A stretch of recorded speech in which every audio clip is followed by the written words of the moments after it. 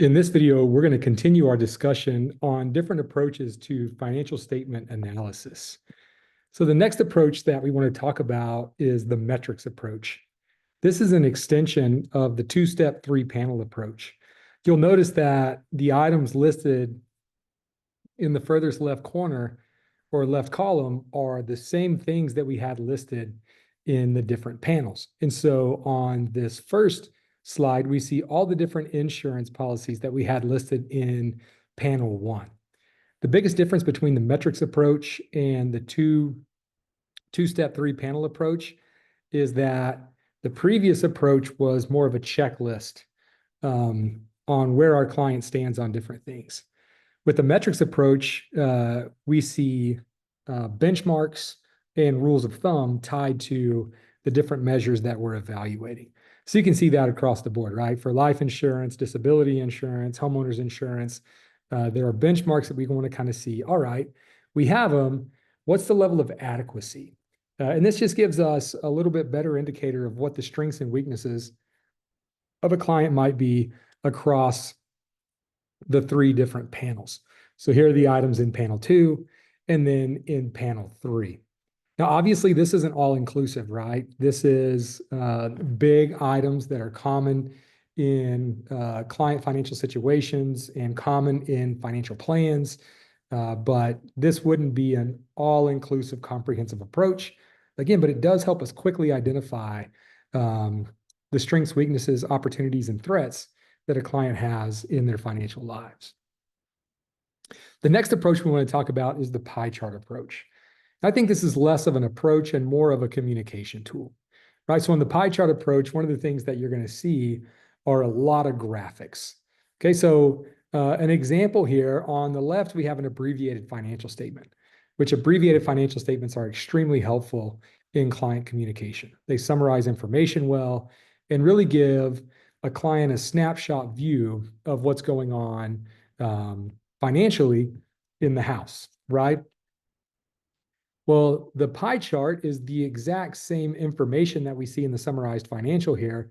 It's just in picture form, right? So sometimes it's more helpful to drive home a point when we can take words and numbers and we can show them in a graphic to communicate with a client.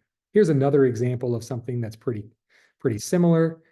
Here's a different look at how we might use a graphic approach, right? In this case, we're saying, hey, listen, we're making a recommendation and we want to illustrate the value of that recommendation, right? So if you pay your debt off over a 2-year period, then there's going to be interest associated with that timeline, right? And so instead of the debt costing you $29,300, the total debt payment's going to cost you $31,300, right? So there's a $2,000 cost associated with that. But if you take our recommendation and pay the debt off now with available cash flow, you can reduce the cost of repaying that debt.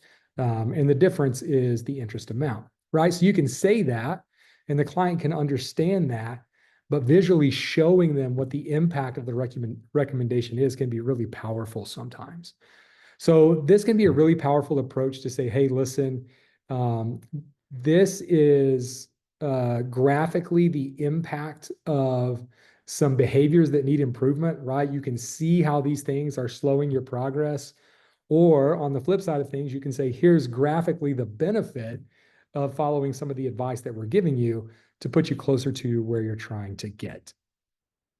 All right, another powerful tool that we can use as we consider graphics are flowcharts. Now, all of this kind of falls under this pie chart approach. And again, this is why I call this a tool more than an approach, because if we know how to use graphics and pictures to communicate information, that communication can be more effective and better translated so that it's more likely to get implemented and put into action.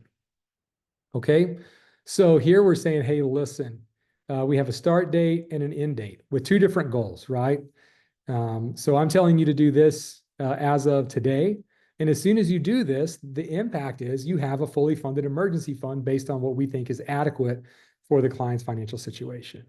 Or a longer term goal, hey, listen, we're telling you that you need to save on a consistent, regular basis over the course of the next year. But the benefit of taking this action over time is accomplishing the objective on the time frame that you want to do that. Right. So sometimes it's just nice for the client to see, all right, what you're telling me to do is taking me somewhere, right? It's leading to a positive outcome. All right. So the metrics approach, a good tool for performing a SWOT analysis on a client's financial situation. The pie chart approach, a really nice method for communicating effectively with clients. We've got a few more approaches to talk about. I'll be back in another video to finish it up.